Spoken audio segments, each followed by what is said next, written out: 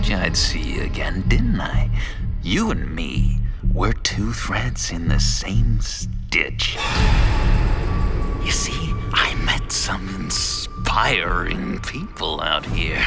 Made some new friends.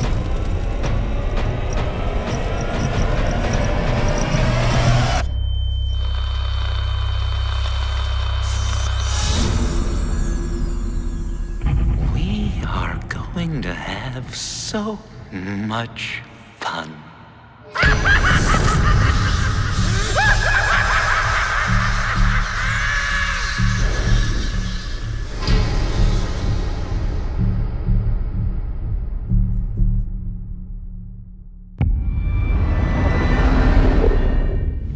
With season 1, we had the challenge of finding out how far we could take Batman and bend it before it breaks. We found out that you could bend it pretty far.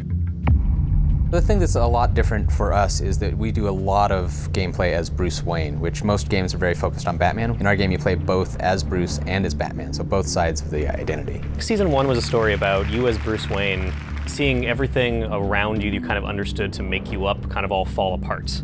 The whole Batman mythos is all about Bruce Wayne having his parents sacrifice themselves for him at a young age. And our story is about Bruce finding out that his father was actually corrupt. His family wasn't what he thought it was. He's finding out that his company could be taken away from him. The people he cares most about are in danger. His heroes have now really become the people that he now fights. There's a great quote by Harryhausen. The best monster is one you can imagine in repose. In season 1, we got a chance to set up some of the villains that people are the most familiar with. But in The Enemy Within, we get to see those villains, those monsters in repose. We're allowing the player to explore a philosophy of a means to an end. Like, how far are they willing to go? What parts of themselves are they willing to compromise to get the job done? Bruce is going to have to realize that the only way to take down some of these villains is to get closer to them. I think as we've seen in the teaser trailer, the biggest new threat is the appearance of the Riddler. Obviously, John Doe makes an appearance. We talk about John Doe internally as the proto-Joker.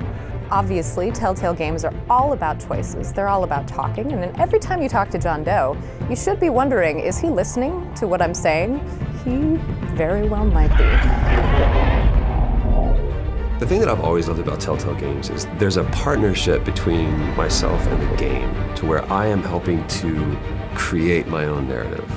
The stakes have never been higher than it does with a Batman game because now I'm creating my own Batman. The sandbox goes from here to here. If you played season 1 and you enjoyed getting to know some of the Batman villains who were a little bit different than you saw in canon, being able to form close relationships with them, befriend them, become their mortal enemies, you are going to have an amazing time in The Enemy Within. Telltale's Batman: The Enemy Within premieres this August. The billionaire or the bat? Which mask will you wear?